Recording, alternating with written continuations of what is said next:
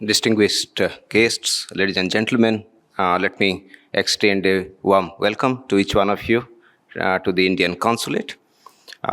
This is the fourth time we are hosting this event. This has kind of become an annual feature, and we truly feel honored to host India Day event along with ORF.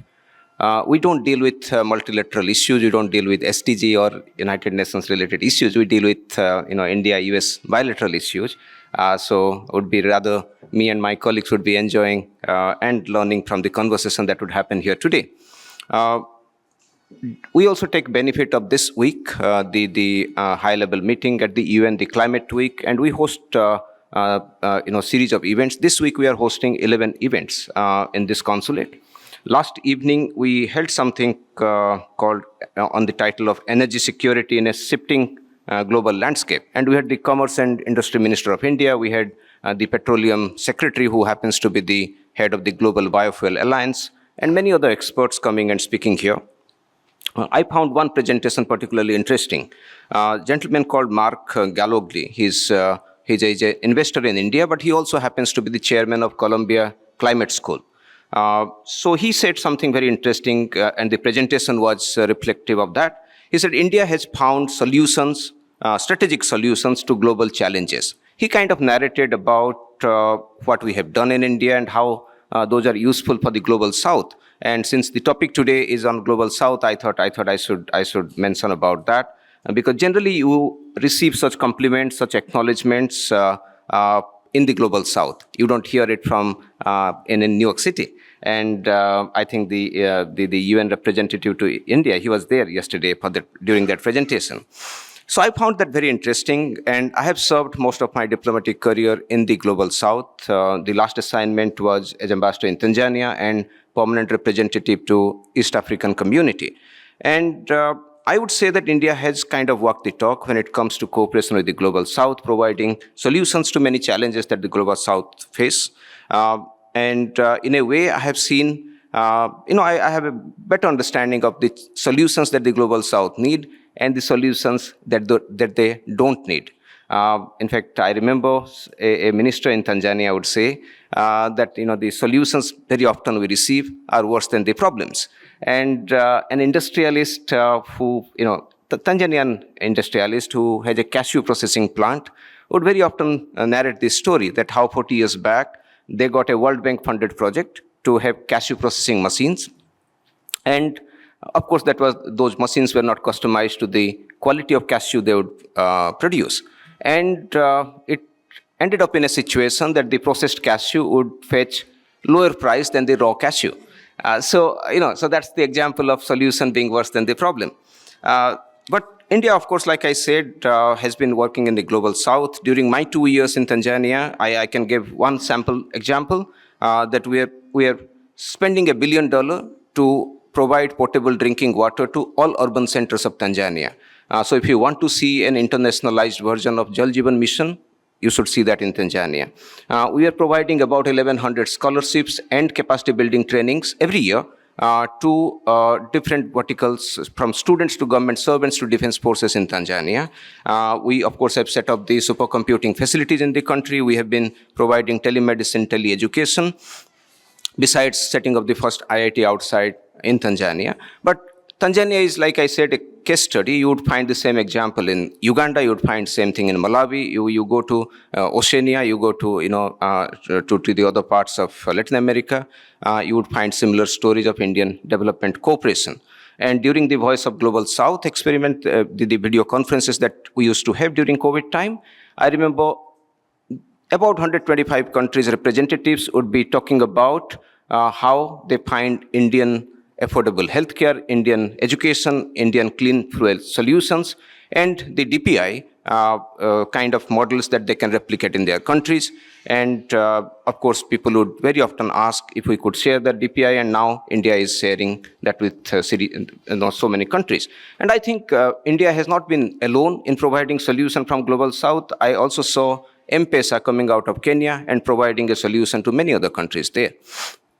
So I would say that the discussions that you are going to have today, I'm sure would be useful in that context. Yesterday, External Affairs Minister Dr. Jaishankar, he hosted a high-level meeting of like-minded global South countries in New York City, and he pointed out to the proliferation of concerns and multiplicity of risks for the global South, and suggested kind of strengthening the consultations among ourselves and to bring to the table specific strengths and experiences of achievements that we may have developed in different parts of the global South.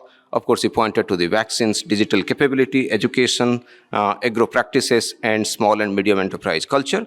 So I'm sure while India has been doing a lot, there are other countries in global South who are providing equally good solutions. You mentioned about a different world, the challenges that we are facing. I think this can be one among the solutions, the cooperation between the global South. We are also now, today, one of the topic I saw, one of the theme is on artificial intelligence. I'm sure that is also going to be very useful. With that, let me welcome once again to all the participants here. And like I said, me and my colleagues would be really, really enjoying the conversation here. Thank you. Thank you so much, Shub. Of course, now I can't do anything but attempt a bit of Hindi. On behalf of the United Nations family in India, it's a very great pleasure, actually, to say "Aap sabhi ko UN parivar ki taraf se mera namaskar." For those in the audience not speaking Hindi, it's a warm welcome, a warm namaskar on behalf of the UN family in India. It's a great honor to be able to join the Honorable Consul General here, to join good friend Samir Saran and Vanita with the with the Reliance Foundation and with the ORF. This is now the fourth year, I think, of this partnership, which has really been fantastic. And I think the UN in India has really been proud and privileged to be a part of this collaboration, including the report launch that we just concluded now. I think to echo, and of course, Undersecretary General Amandeep Gill, to echo the words of USG Gill and of the Consul General, I think that it goes without saying that this is a year of milestones. 2025, it's the 80th anniversary of the United Nations founding. I mean, the concept of multilateralism as we know it, communities and countries coming together to create collective solutions to common challenges. It's the 10th anniversary of the Sustainable Development Goals and the Paris Agreement, putting specific numbers and targets on the vision that we have as a global community. And yet, at the same time, we see that it is, in a way, a milestone, a sad milestone of compounding crises. The climate is boiling, conflicts abound. 2/3 of the Sustainable Development Goals are off track, as we know, and Paris is as well. So just at the very moment when we need more togetherness, we are unfortunately witnessing some moving further apart. And I would argue, in a way, we've seen this movie before a little bit. One doesn't wish to delve into history, look at the interwar years, and sort of relive why it is that we even created this concept of multilateralism, of the United Nations, of working together, and why some, such as Madeleine Albright, have said, if we didn't have it, we would need to reinvent it for all its imperfections. And so that's why I think, actually, though, today strikes very much a note of optimism and of hope. The series of fantastic conversations and speakers that we have lined up, and again, thanks to the partners, to ORF and Reliance Foundation and the Consul General for that. I would focus on 2 points. Again, USG Gill mentioned quite a number. But first is how the landscape has changed. That is the rise of the Global South. That is that the geopolitical landscape, the economic and social landscape is completely different from when, for example, the United Nations was founded 80 years ago. Now we see that actually something like 80% of economic growth is coming from the Global South. And as we've heard already, and we'll hear more today, the Global South is the engine now of innovation. It is the engine of demographic dividends, of incredible youth populations that will be driving what we look forward to in the coming years. So that's one.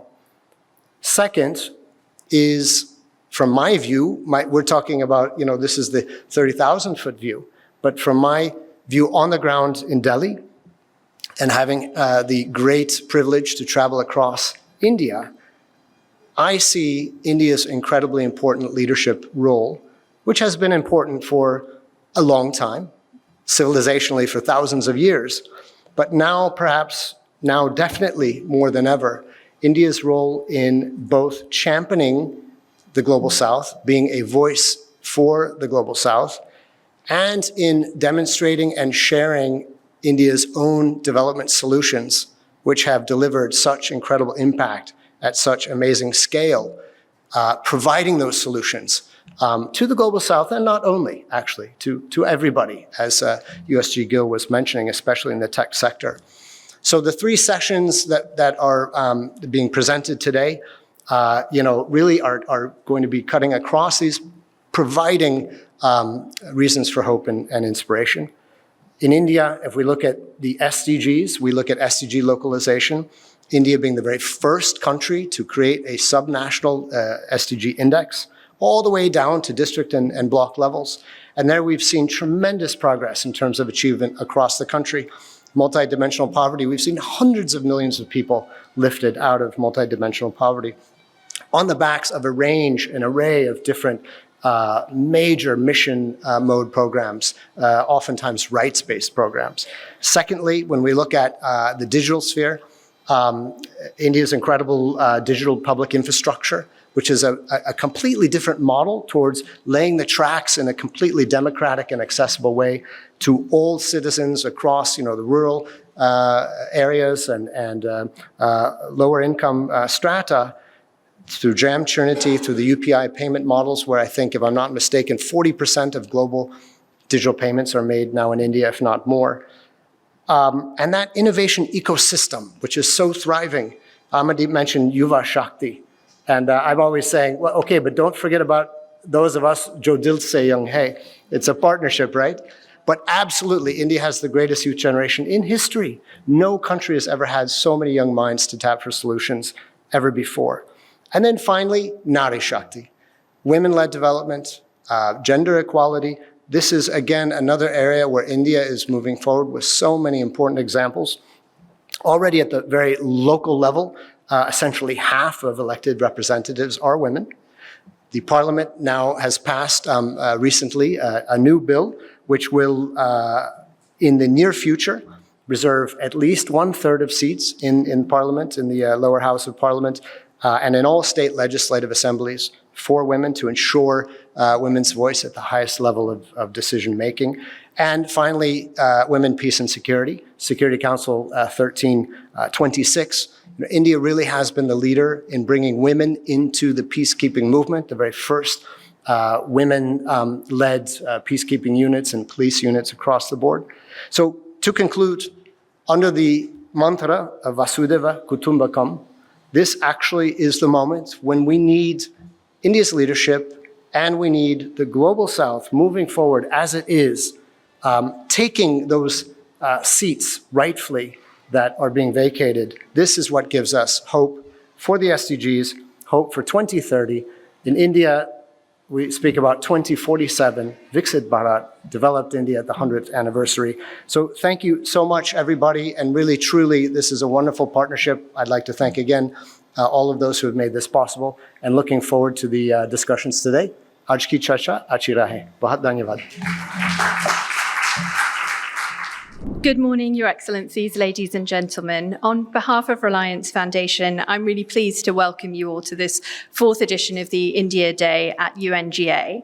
Together with the Observer Research Foundation and UN India, it's our honor to bring India to the world through this India Day event in New York, and to bring all of you together to discuss, learn from each other, and exchange knowledge on the way forward.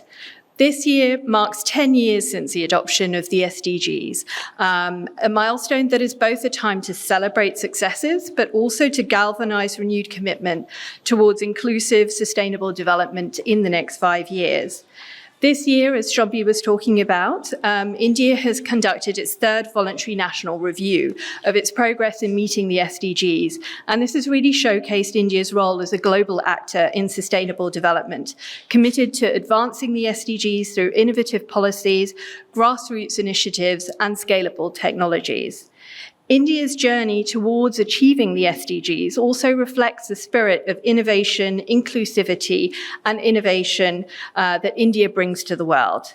India's experiences and learnings offer pathways of ideas, action, and scale that can inspire the Global South and indeed the wider global community. And that's what we hope to discuss today. We developed the publication that you've all got copies of, Global Goals and Indian Vision, The Last Mile to 2030. This is a third volume in our series between Reliance Foundation, Observer Research Foundation, and the UN India, where we have been looking at the pathways towards achieving the SDGs. And in this edition, what we're looking at is shining a light on some of the transformative solutions that are rooted in India's development journey, sharing insights that we hope will help drive progress on India's development journey, as well as the wider Global South, as India looks towards achieving the SDGs, but also the historic vision of Viksit Bharat by 2047. The book reviews India's approach over the last decade and unpacks the 3 levers of progress, or 3 Ps: people, partnerships, and platforms that have all been crucial to India's accelerated progress, and showcases the pathways to implementing new strategies and to forge deeper partnerships to tackle the challenges of the future. These are some of the themes that we're hoping to delve deeper on in the discussions today through the various panels that we have, looking at what it will take to get us to 2030, what will be the key role of technology and women's empowerment in enabling us to reach those goals. The publication also highlights how philanthropy, the private sector, and public sector can work together to achieve ensuring that nobody is left behind. And that is also something that, together we would like to see more of in the future. At Reliance Foundation, our commitment to strengthening India's development is inspired by Reliance's vision of We Care, an enduring belief in the inclusive and compassionate future for India and the world. In the last decade and a half, Reliance Foundation has worked across 91,500 villages in India to touch the lives of over 87 million people in meaningful and measurable ways. As we look ahead, our chairperson, Mrs. Anita Ambani's vision for Reliance Foundation is to amplify that impact 5-fold by 2035. Collaborative work and strong partnerships are going to be critical in achieving this ambitious goal. And we aim to spread hope and opportunity in our cities, in the remotest towns and villages of India, with a strong focus on empowering women, children, and youth, and leveraging the power of technology to reach the last mile. We look forward to continuing to work together with partners and communities and all of you to develop innovations to advance development in India and to share India's learnings with the world and together shape solutions that can uplift lives everywhere. And we look forward to the discussions today. Thank you.